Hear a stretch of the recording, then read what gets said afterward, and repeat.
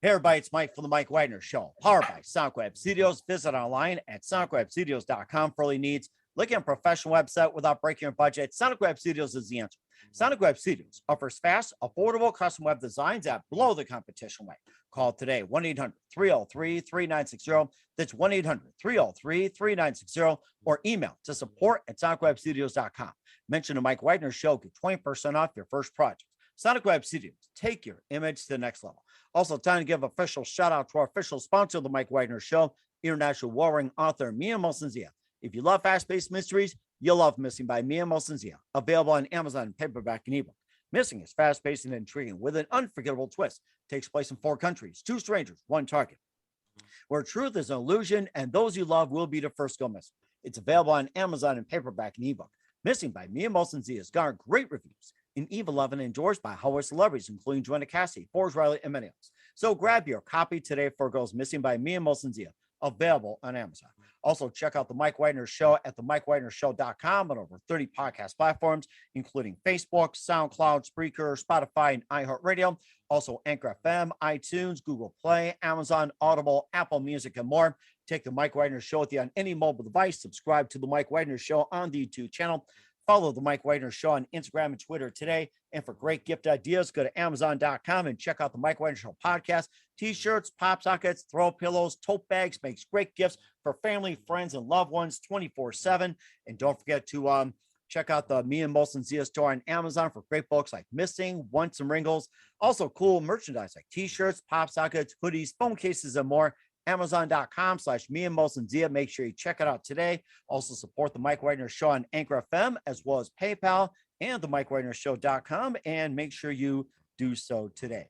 We're here with 3 terrific gentlemen, and one will be joining later on as well too, and of course we'll be going with the 3 as well too. And these guys are based out of Oregon, and they're brothers-turned-bandmates. We'll talk about that. They amassed over 15 million streams on Spotify, which led them to premieres from Billboard and Ones to Watch. And they were named one of KCRW's artists to know, and featured on Amazon's The Next New Artist Program. And the music has been featured on God Friended Me, Queen Sugar, and also Pretty Little Liars, and more. And we'll be talking about their latest release called Anger and Grace, also off the album Love Is, and also had some previous music as well too, and we'll talk about that. And live, ladies and gentlemen, from their plush studios somewhere in Portland, Oregon, we have the Wurgler brothers. We got Jordan, we got David, we got Eric, and I guess Scott is somewhere, and Jordan Roach is going to be with us as well too. I guess we'll call him a brother. Ladies and gentlemen, the very multi-talented quartet, My Brothers and I. Guys, good morning, good afternoon, good evening. Thanks for joining us today. Morning. For having us. Good afternoon, I guess. Yeah. Eric, thanks for joining us today. You can speak, Eric. It's okay. That was the best intro ever. That was great. I was just admiring everything that you like. You're juggling so many things and you're hitting all the points. It was great. That's awesome. Oh, thank you. I appreciate it. We might need to hire you in the future for other things that we're doing. Hey, you know where to reach me, okay? I mean, this is my information right here. I love that. Yeah, if you have to order these right here, it's got my information. You know, like you say, sleep on it. Or like, say you got some loved ones, you know, take them shopping with you and just tell them about it. I mean, all kinds of great stuff. So, oh my gosh. Yeah, it's great. It's what brothers are about too. And of course, speaking of brothers, you guys are based out of Oregon, brothers-turned-bandmates. And of course, you got Eric and David. And of course, you know, Jordan, you're also an adopted brother as well too. And like we said, Scott's going to be joining us later on as well. You guys also formed in a big way. You amassed over 15 million streams on Spotify, and you also named one of KCRW's artists to know. You got some music featured on some movie soundtracks and more. You also got a new song, Anger and Grace, also an album release. We'll talk about those. And before we get into the new song and some of your works, guys, tell us how you all first got started. Jordan, you take it first. Pick one. Well, or do I have to choose? Eeny, meeny, miny, moe. One of you go. You need to say, Mike, you need to tell us how we started. So Scott, the drummer, and I are the same age, and we picked up instruments at about the same time. I want to say maybe 6th grade. So that was a long time ago. And then we started playing in bands.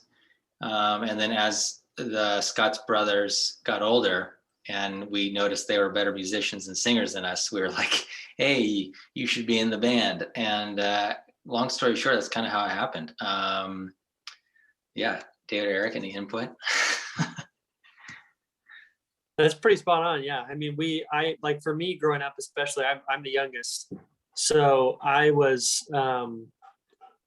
like Jordan said, basically they were all in bands growing up, and I was just in high school doing choir and doing stuff like that, and singing. And I just always was looking up to them, going to their shows all the time, their local shows. And then eventually I think it might've been my senior year, right after my senior year in high school. Scott always tells this part of the story, but we had like a jazz choir in high school, and we had a solo night at the end of every year. So at my senior year solo night, Scott came to the show, and obviously he's my brother, but he hadn't really heard me sing a solo like that before. And so he heard me sing that solo night, and then just was like, wow, this is it. Like, we need to do a band with all the bros, and I'd be the lead singer. So it was fun. Huh. Interesting. And Eric, go ahead and throw your input in. Yeah, I mean, my reason for wanting to be in a band with them is they told me I couldn't, and that really irritates me. We did? Yeah. I don't think I remember that. Yeah, you did, because they were going into bars and stuff, and I was maybe 15 at the time when I, was interested in being in a band with them. And they're like, technically you can't do that in Oregon, so it's not really a thing. So that really got my goat, and I just tried to really practice and get better, to the point where they were like, well, let's ask the next concert if they'll allow you to come in. And then we were allowed to get some sort of system in place where they could mark your hands and make sure that nobody serves you a drink. And you have to wait outside in the car until it's your time to play. And then they bring you in 2 minutes before you start, like all that stuff that you deal with. But that was a long time ago. But ever since then, we've been playing. That wasn't my brothers and I back then. But as soon as David got involved, we got way more into songwriting as a group, collaborating as a group, reaching out to producers and mixing artists. Like, we kind of learned the business, at least I did, once we all kind of joined forces. But since then it's been great. So no major drama, I guess. Everybody talks about family drama. There's obviously family drama in family, but with the band, we just don't have that. Mm-hmm. And I think that's really good too. And of course, the early exchange, I thought you're typical brothers fighting as well too. Although some of us didn't grow up as brothers, but growing up as friends, having brothers as well too. So let's talk about how you guys got started musically. So Jordan, let's go ahead and talk about how you got started musically. I think probably from my dad. Used to have a guitar lying around, and they had old records, my folks did. And so I'd pick up those records. I think I probably remember my dad playing, like Led Zeppelin on the guitar. And I was like, wow, that's fun. I like that. I want to do that. And then also I had an older brother who was into music, and how at school you pick up from your friends and stuff. And so he was listening to music. And so the earlier music, the music that I got onto first was like grunge and like, Foo Fighters, Nirvana, Soundgarden. And then in high school, as Eric said, or David did, we were in jazz choir, and that was a big spark where I just became studying jazz guitar. So like jazz and grunge were kind of the two main things: jazz, grunge, and the Beatles. So jazz grunge, I like that. That's really good. And not jazz grunge, but I guess jazz grunge. I was kind of joking in a sense, so. But that could be a new genre, I guess. Maybe we'll start that. Yeah, there you go. And who are some of your favorite jazz artists, since you were talking about that? Yeah, I love, of course, 'Tis the Season, Vince Guaraldi. He's amazing. I like Wes Montgomery as far as guitarist, or Herbie Hancock, Herb Ellis. I'm trying to think of some other ones. Freddie Green, I think that's his name, but he's like one of my favorites. But he's just like a chunk, just on every quarter note, and just super simple stuff. Well, not simple, but the chordings is really fun. So actually I got into chords, and I think that's where I help out, or I like to fit in with this band, because all these guys are amazing. So it's kind of fun for me to do more interesting chords. And and kind of still sit back in the background, but it's kind of fun to, like, instead of just doing a regular A, do a different inversion or some sort of fun thing that makes it interesting. Rather interesting. And who are some of our other favorite artists, singers, and songwriters and musicians growing up? Who are some of your other favorites? Is this still for me? I don't Yes. know. Let's just go to grunge. I guess I loved, we put on the spot, you're like, oh my gosh, who do I like? Well, I loved Chris Cornell, his voice. I mean, Chris Cornell and Pearl Jam, so Eddie Vedder. Trying to think who else. I mean, I loved classic rock, CCR, John Fogerty, the Beatles, like I said. I'm trying to just go through my catalog. This is hard. That's okay. I'm sure we'll pop up later as well too. And then Eric, you're down here as well too. And tell us how you first got started musically. Yeah, so I went to I think it was like a Take Your Child to Work Day thing with my mom.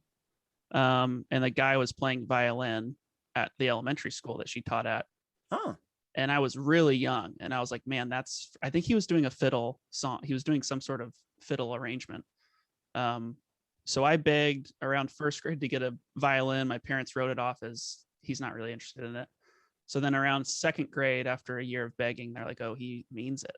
So my background's a little bit more of a traditional, you pick up an instrument at school, you learn how to read, you play Twinkle Twinkle Little Star for 2 years, and then you graduate, that type of a thing. So that got me into, especially around high school, anything that's Russian, I'm in love with from a classical perspective.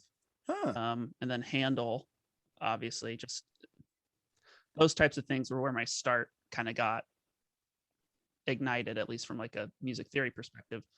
And then, like David was saying, we would go to the 12 singers doing jazz, each having their own microphone, and then you have a combo off to the side. And Scott and Jordan were in that combo, and we would go and see them growing up. And that's when I got interested in jazz. So then I got, I have a weird obsession with female singers. So for me, it was Ella Fitzgerald and, oh gosh, I just had her Christmas song playing. I'm going to look it up, even though it's a little annoying. Yeah, that's okay. Anyways, just like really low voicing women that just have a really raspy attitude, and they sound like they have been through things. Like, that was interesting to me.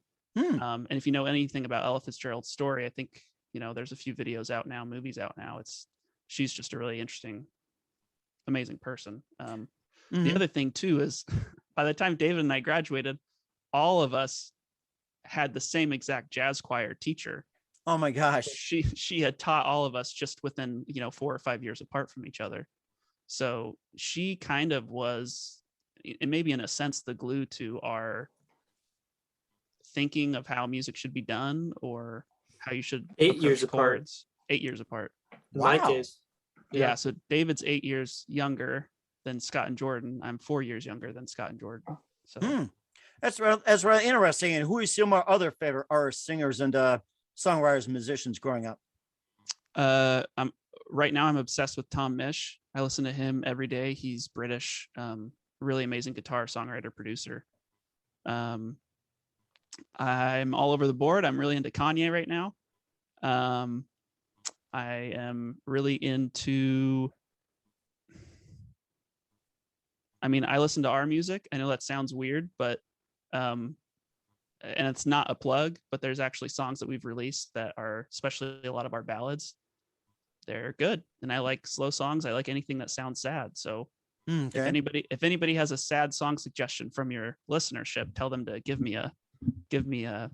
shoot me a link. So we certainly will do so, although I can't think of any right now at this point. But Dave, let's go to you here. So, and you got your special guest, which may pop in from time to time, and yes. Tell us how you got started musically.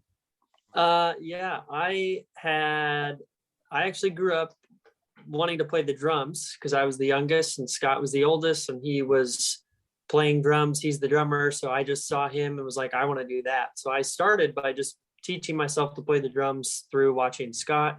Never had lessons or anything like that. And then eventually I just decided, or I think I just started singing a lot, just enjoyed singing, but I never really thought about being an actual singer, never did choir. until middle school when Eric had a good experience at our middle school with the choir teacher there. So I was like, you know what, I'll give it a try. And then I kind of fell in love with singing. And I guess pre-choir, we had the Michael Jackson best of DVD that was just all of his best music videos. Mm-hmm. And so I pretty much just listened, like we had our crappy tiny DVD player in our, like the ceiling of our minivan growing up. And so every car ride, no matter how long or short it was, I was watching the Michael Jackson music videos. So then I eventually decided to do choir, and then just started going through choir, went through that same jazz choir like the guys were saying, and really fell in love with jazz and found out I had a gift for vocal improv, scatting, which is something that, especially growing up, was rare. Like not many kids were scatting, or if they did, it ended up sounding like shooby dooby dooby. Mm-hmm. And so I think my teacher kind of saw that in me and really started to encourage me to pursue scatting and learn about it. And so that was something I did a lot. Not to toot my own jazz horn, but I got National Jazz Vocalist of the Year, or Soloist, Jazz Soloist of the Year at the Lionel Hampton Jazz Festival. So that was fun. So I think I really fell in love with jazz at that point. And then that was when Scott saw me singing, and then we were like, let's do a band. So that's from like my musical singing background. And congratulations winning on your award, by the way. Yeah, thank you. I still have the plaque in my childhood room. So. Oh, that's so amazing. You have to show it to us sometime. And we're some of your other favorite artists, singers, and songwriters and growing up, and especially jazz. Yes. So Michael Jackson, like I said, I remember one of the biggest albums that also had an impact on me was Songs About Jane by Maroon 5. Mm-hmm. That was one that really got me. Like that was the first album I have vivid memories like singing along to. And really starting to feel like I want to be a singer. So definitely Maroon 5, more so early Maroon 5. I love John Mayer. I love Ed Sheeran. I definitely, like, if you looked at my music listening right now, it is comparative to like a high school girl, probably. Like I just love Ed Sheeran, John Mayer, Shawn Mendes, Justin Bieber. Like I'm a sucker for just like modern day pop. But ironically, because I did look up to these guys, like Jordan said, I listened, and the first album I ever got as a birthday gift was Nirvana. And like I just loved grunge growing up too, and Pearl Jam and Audio Slave and Soundgarden and like all these Rage Against the Machine. Just like I listened to all this stuff, and then now I find myself listening to like the most pop of pop music. So it's kind of ironic. And then jazz. Because doing the solo stuff, we always had to like pick a jazz song to do. And I always was looking through Ray Charles stuff, anything he did. I think the first one I did was Georgia by Ray Charles. That was my first solo. Man. I remember we grew up listening to, Grandma got us a Bobby McFerrin live DVD. Yeah. Oh, yes. Love I Bobby had McFerrin. never heard of him in my life. And for some reason, it was him live with a microphone, just like pounding his chest and singing. That was, to me, like a door for improv from like a vocal perspective. Wow. So I remember growing up watching that, just being kind of amazed. Yep. Yeah, I do love Bobby McFerrin. That's actually a huge inspiration because he's very just free. He's weird. Mm-hmm. and I remember listening to him too before the Don't Worry, Be Happy. It's like, listen to I Feel Good. He did a great James Brown version of it. It's just like, wow, that was something as well too. So yeah. Oh my gosh. Yeah. I mean, there's a lot of great stuff. We'll talk about your accolades and also having 15 million streams on Spotify and some of your previous music. We'll talk about that. But first, listen to the Mike Wagner Show at the MikeWagnerShow.com, powered by Sonic Web Studios. Visit online at SonicWebStudios.com for all your needs. Look at a professional website without breaking your budget. Sonic Web Studios is the answer. Sonic Web Studios offers fast, affordable custom web designs that blow the competition away. Call today, 1-800-303-3960. It's 1-800-303-3960, or email to support@SonicWebStudios.com. Mention the Mike Wagner Show, get 20% off your first project. Sonic Web Studios, take your image to the next level. Also, time to give official shout out to our official sponsor of the Mike Wagner Show, international warring author Mia Molson Zia. If you love fast-paced mysteries, you'll love Missing by Mia Molson Zia, available on Amazon paperback and ebook. Missing is fast-paced and intriguing with an unforgettable twist. Takes place in 4 countries, 2 strangers, 1 target, where truth is illusion and those you love will be the first to go missing. It's available on Amazon and paperback and ebook. Missing by Mia Molson Zia has garnered great reviews and even loved and enjoyed by Hollywood celebrities, including Joanna Cassidy, Forrest Riley, and many others. So grab your copy today before it goes missing by Mia Molson Zia, available on Amazon. Also, check out The Mike Widener Show at themikewidenershow.com, over 30 podcast platforms. Take us with you on any mobile device. Subscribe to The Mike Widener Show on the YouTube channel. Follow us on Instagram and Twitter today. And for great gift ideas, go to Amazon.com and check out The Mike Widener Show podcast. And for more great gift ideas, go to Amazon.com/me and Molson Zia for great books and also great merchandise. Amazon.com/me and Molson Zia. Also support us on Anchor FM as well as PayPal and themikewidenershow.com. Make sure you do so today. We're here with 3 amazing brothers, and one of them is scheduled to join us later as well too. We have Eric, we have David Wergler, and we got Jordan Roach, called My Brothers and I, here on the Mike Widener Show. And before we talk about your latest single, Anger and Grace, and plus the album Love Is, you guys were named KCRW's Artist to Know and feature on Amazon's the next new artist program, and also amassed 15 million streams. And tell us about those accomplishments, especially being premiered on Billboard and the ones to watch. Yeah, I mean, those I think sometimes with that stuff, it's such a weird feeling to have, like when you're grinding through music, especially the earlier stages, and like you'll have these kind of dry seasons, and then you'll have the seasons where things are happening. And I think it's always really surreal when something like that happens. Like when you hear, oh my gosh, like Billboard's going to run a story on you guys, and being able to like physically go to the Billboard, go to the internet on your phone and look it up and actually be able to scroll and see your faces on like the Billboard website. It's a very weird, surreal feeling, and exciting, obviously. Like we're just extremely grateful for that stuff. And we're hoping to just keep the train moving. That's for sure. Mm-hmm. And Eric and Jordan, your input on that? Yeah, I mean, I'm happy that you say those things out loud, because I think what a lot of artists run into is we forget where we've come from and where we're at. And we always just look to improve ourselves. And I think that can get depressing at times, if I'm completely honest. And you're just like, sweet, so how do we get 1 million more listeners? How do we get another award? Or how do we get on more Spotify playlists? Like, it sounds conceited to say it out loud, but that's ultimately the goal of artists, is to become more popular and just keep growing and improving your fan base, but then also entertaining as many people as you can, because we believe in these songs like with all our heart. And I don't say that to be like overly poetic, but it's true. We put a lot of time and energy, and we wouldn't put these out if we didn't think they were good. So to get those accolades, thanks for listing them, because I kind of forget. And so just thank you for saying that out loud. It's a good reminder for me, I think. Mm-hmm. And Jordan, your thoughts on that, or give us your input? I think what Eric said is good. Yeah, I think it's, sometimes we get caught up just trying to do the next thing and forget that we have a lot of, we've had a lot of success, even though we want more.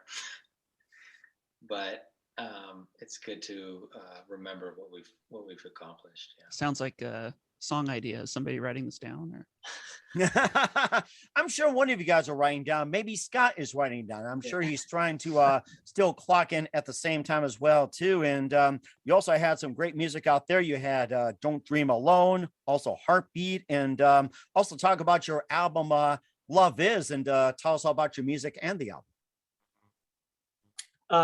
With Love Is, we've kind of had this progression, I think, in our music from album 1.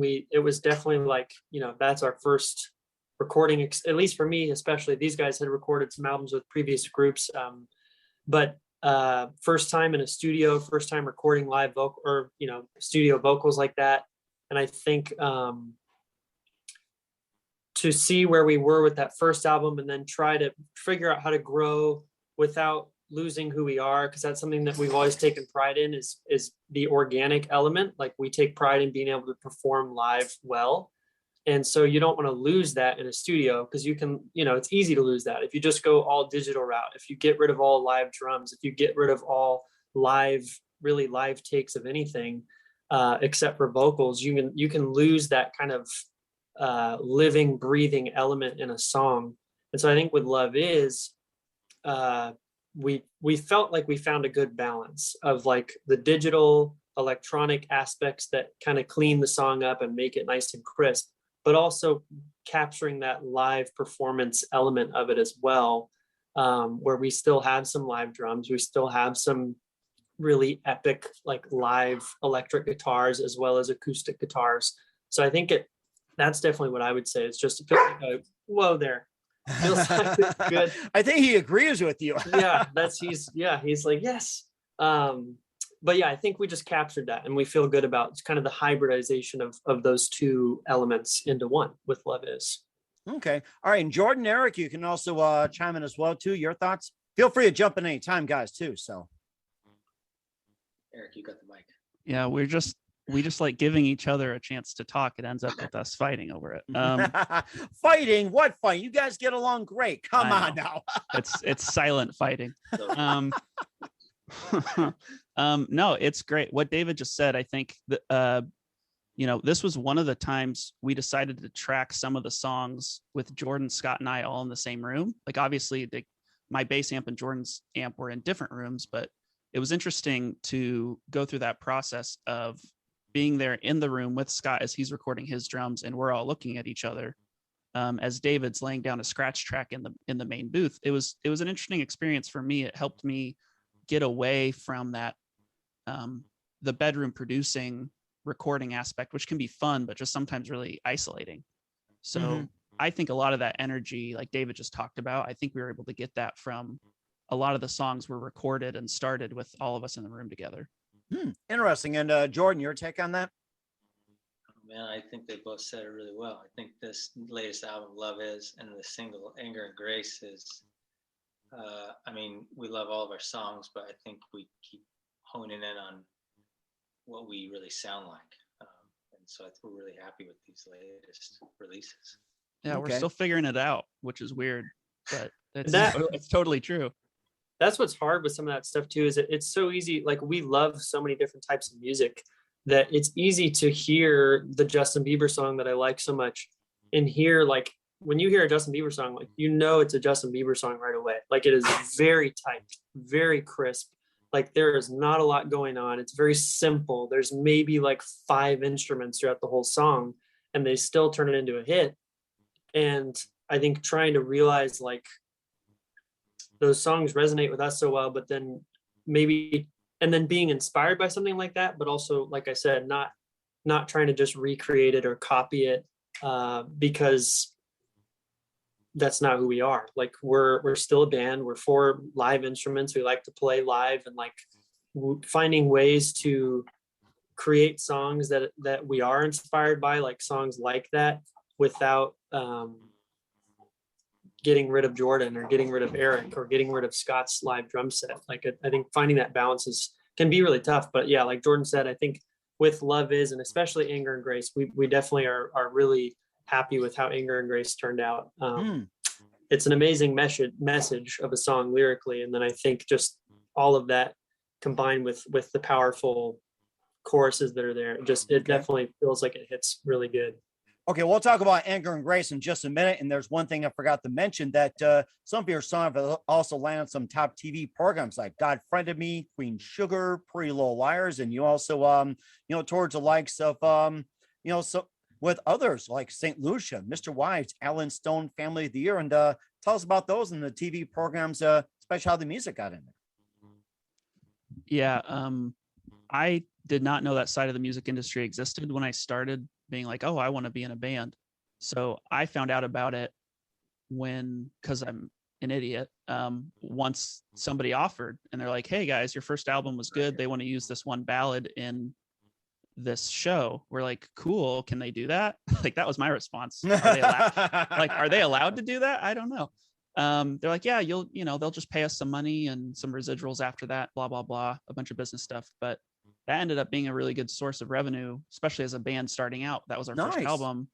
that was really cool for us. And we get to share with our friends and family, hey, we don't waste our time when we're writing music. We're getting paid to be on, these TV shows. So it was kind of cool. And again, it was, shows I've never watched, but it was fun to watch them. And some shows in Canada also that picked it up. And Wow. I don't know, it's interesting. And then I think there's some other things I can't talk about. There's a major TV show that wants to use one of our songs in one of their upcoming seasons. That's, that's still from that first album. And that's what's so interesting about this type of business. And I don't know if any of your listeners are interested in this type of thing, but yeah, I think the album are. the album lives forever. Like anybody can use songs from our first album still in a current season. And what's fun about that is there's a lot of people in this world that haven't listened to our first album yet. And it's a good reminder for us to still make those songs available. So. That's really interesting. In fact, a lot of these are on Netflix and also on Hulu and all the streaming platforms. That's the beautiful thing about it. And I'm sure, Dave, Jordan, you guys agree as well, too. And it makes you want to, like, say, follow the show more. More shows, I should say. Yeah, I can tell everyone that when our song was on Pretty Little Liars, that was totally the first time I've ever watched Pretty Little Liars. Really? Yep. Oh my gosh. And then Jordan, how about you? It's fun to have the songs on shows. It seems crazy when, out of millions and millions of songs, and the music license person narrows it down, and then to write a song that connects with a show, it just seems like winning the lottery to really get those. So all the placements have been really cool, and we've seen a ton of fans from that. Wow. It's fun to see fans connect to the music through a show that they love, and then they find out about us through that. So sync licensing is we really liked. It's been a big part. That's really interesting. And were you gonna say something else, guys?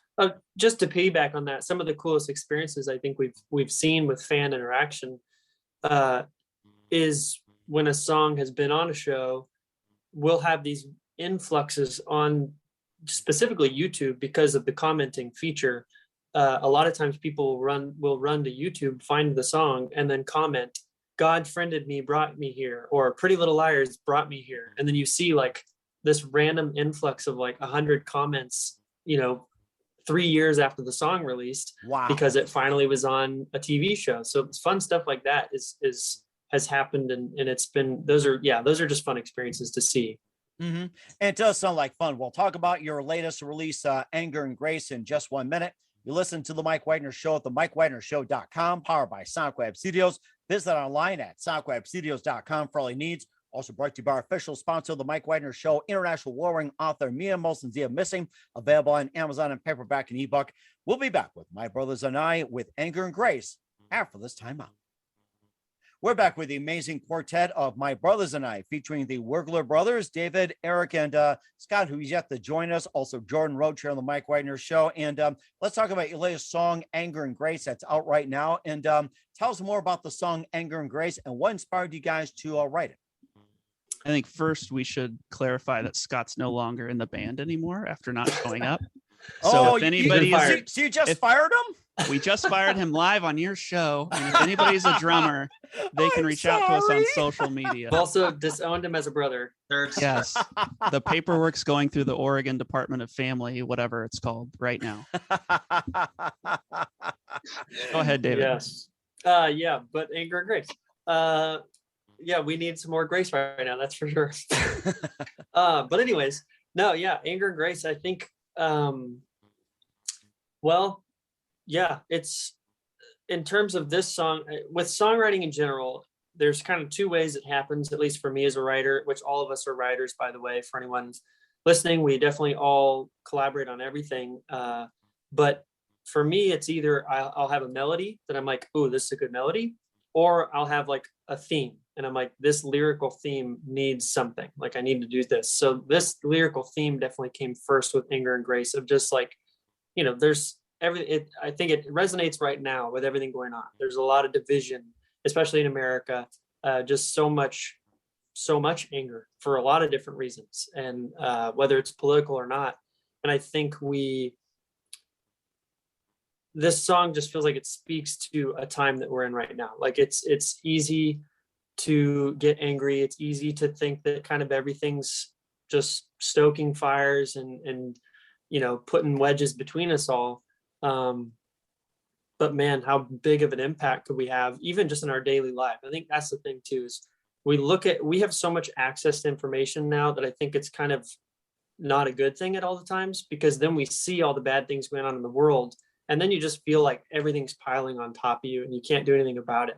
Whereas if you could just focus on like your daily interactions with the people around you, with your family and friends, with your coworkers, whoever that is, and just have grace with the people around you, like that could have such a big impact and bigger than you realize. So I think that's kind of where the song came from lyrically. It was like this, like, I want this message out there. Like, yeah, we could just keep getting pissed at each other. Or what if we had grace, even just that first time? Like, what would that feel like to extend that to someone and then have them extend it back? And like how big of an impact that could have on people's hearts.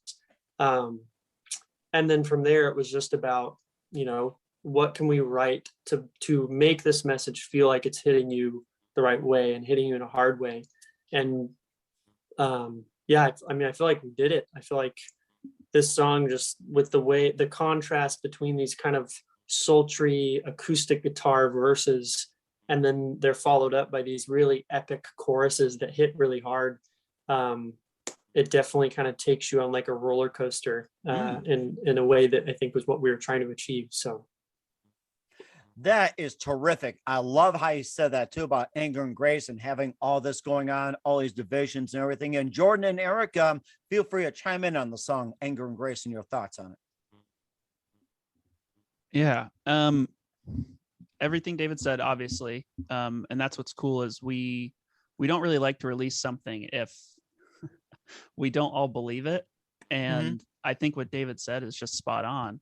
From a musical perspective, it was fun for me to be a part of recording like one of those like epic alternative anthems that you would want to hear live. Like you almost hope you're in a stadium when you hear it. It's that, like, that's how the choruses feel to me. And it was really fun to be a part of that process, because that's hard to capture a lot. Especially when you're not in a live setting. It's really hard to capture that energy and the epicness. So it was really fun for me, and for all of us, I think, to just witness elevating the music to match the message. That was a lot of fun for me. So I was just happy to be a part of it. It sounded like a lot of fun for you. And Jordan, your thoughts on it. Go ahead and chime in. Yeah, the fun song to play and record. I think David,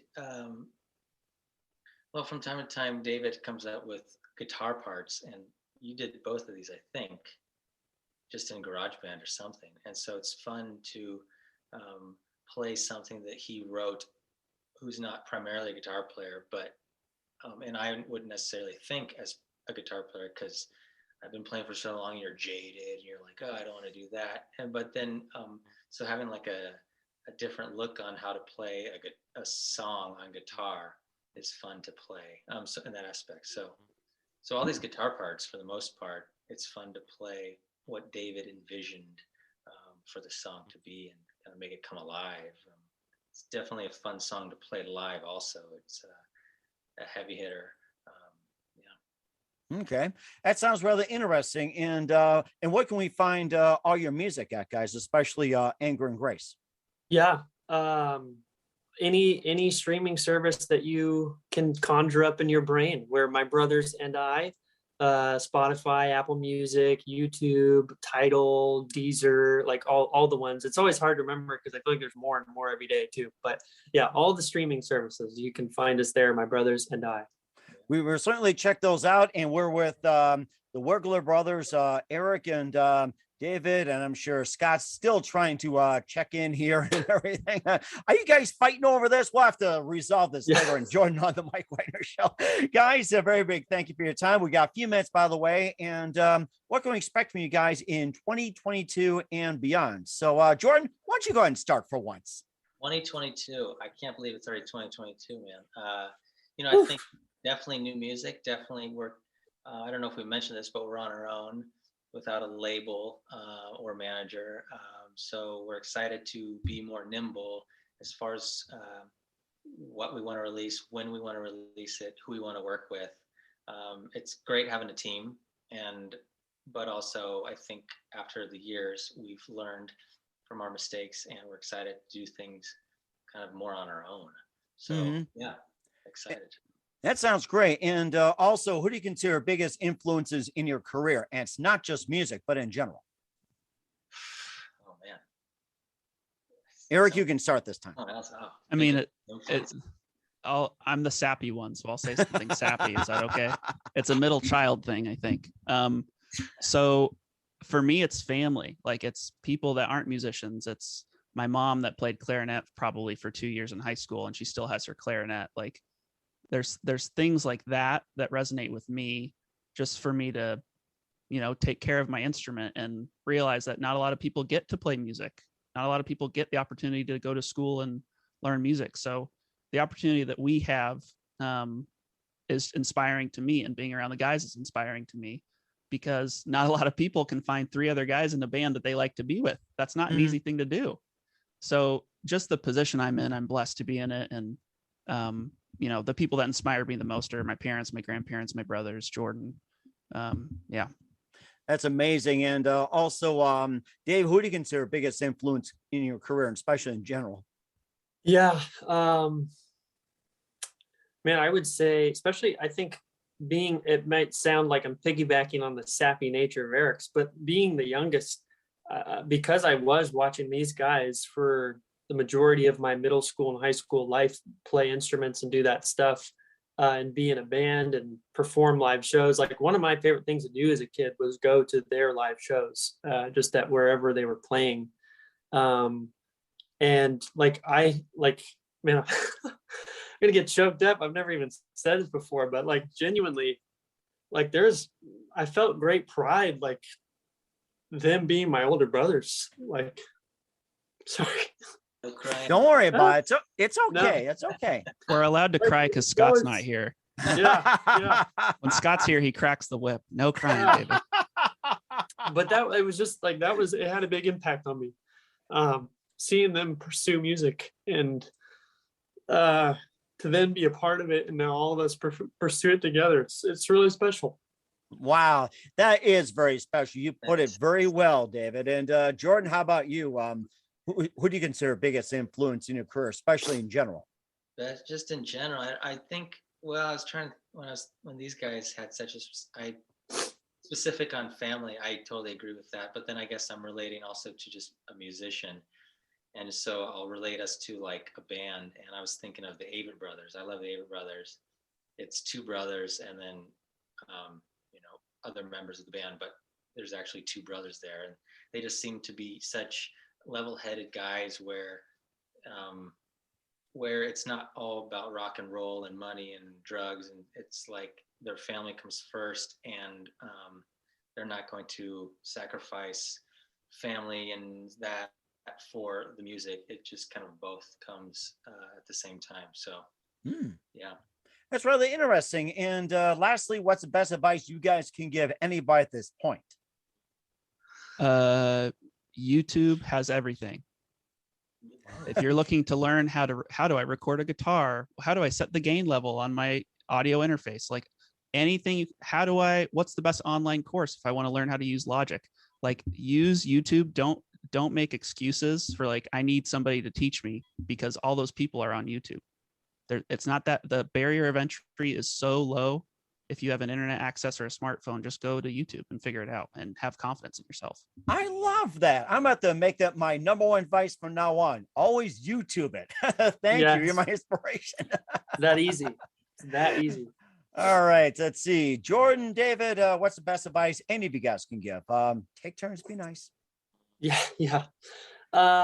No, I would say when Jordan was talking about the Avett Brothers, that reminded me of Alan Stone too. We got to play with Alan Stone, and he had a big impact on us. And I would say it's something that I saw in him that I would then tell people is just kindness. We were just we weren't even the opening act. We were the opener for his opener, but we got to piggyback on a couple shows. And he didn't need to talk to us. He didn't need to, you know, show us any sort of whatever. He was the big dog selling out these shows, but he still gave us the time of day. Like, he still talked to us before the show and took pictures with us. And we, like, that had a huge impact. So I would say, whether you're going into music or not, just having, like, everyone you meet, wherever you go, just be nice to people, like, be kind, because that has an impact. And I'll never forget those experiences with Alan Stone. And for him to do that for the lowly, my brothers and I, that was opening for his opener, that just was, it was huge. So I would say that that's a key for sure. That's very key as well, too. I like that. And Jordan, best advice you can give to anybody. I guess specifically relating to music and talking to a musician, I would say collaborate. So I get to collaborate with these guys and the brothers. And I would just say, you know, if you're a writer, try not to hold your songs too closely. I mean, because they are your babies, but also with collaboration, you know, the best things are done with other people, because you can kind of hone and figure it out together. Mm-hmm. I think that's a very good point as well, too. You guys gave great advice as well. Once again, we're with Eric and David Wurgler, along with Jordan Roach of My Brothers and I here on the Mike Wagner Show. Guys, a very big thank you for your time. You've been absolutely fantastic. Looking forward to having you again soon. Make sure you keep us up to date. Keep in touch. Looking forward to having you on sometime next year. And before we go, tell us about your upcoming projects. What's your website? How do people contact you? Where can people purchase or check out your works? Yes, I would say, first of all, thanks for having us, Mike. We really appreciate it. It's been great. We really, really appreciate it. And I would just say our website, brothers-turned-bandmates.com. And then that's probably like where you should go. Like that has the links right at the top of the page to our email if you want to reach out. We have a newsletter that you can sign up for if you're just wanting like updates from us about anything that's going on. And then we have links to our merch shop on there, which we have some new merch right now. And I think we even have some discounted prices for the holidays. So there's some sweet merch on there. Yeah. Is there another one? I think that was what you said, merch and store and email. Okay. I think that pretty much covers it too. We'll make sure everybody does that. Shop for the holidays. Once again, guys, a very big thank you for your time. You've been totally amazing. Looking forward to having you again soon. Just keep us up to date, keep in touch, and we're looking forward to having you on sometime next year. You guys are totally amazing. We wish you all the best. You guys have a great future ahead of you. Thanks so much. Thank you, Mike.